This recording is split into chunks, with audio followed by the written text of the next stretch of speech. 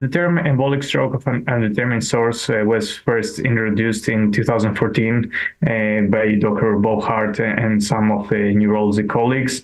So it was there to bridge the gap. We have 20 to 25% of strokes that we do workup and we don't find the source. So up until then, we called those strokes cryptogenic.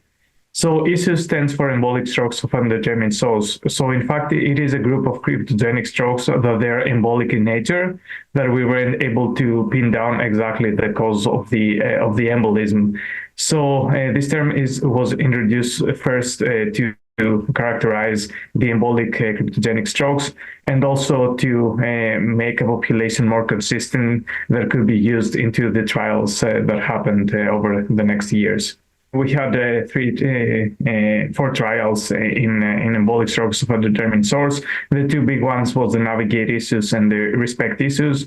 So ESUS was prematurely terminated due to increased bleeding risk in those that they were receiving rivaroxaban. RE-SPECT ESUS finished enrollment and it was a neutral trial. So no benefit of anticoagulation over aspirin for patients with ESUS.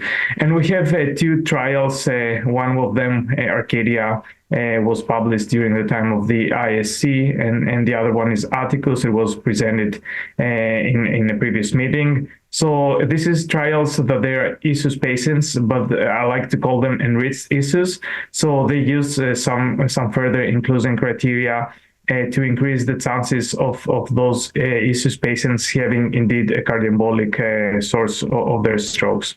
Yeah, so we had a very lively and vivid debate with Dr. Human Kamel. So I think both of us were kind of on the same page that we weren't able to prove superiority of anticoagulation over aspirin in patients with ESUS, and probably the reason for that is because most of the ESUS patients are in fact due to atherosclerosis. So it seems that anticoagulation doesn't work equally well in atherosclerotic related stroke.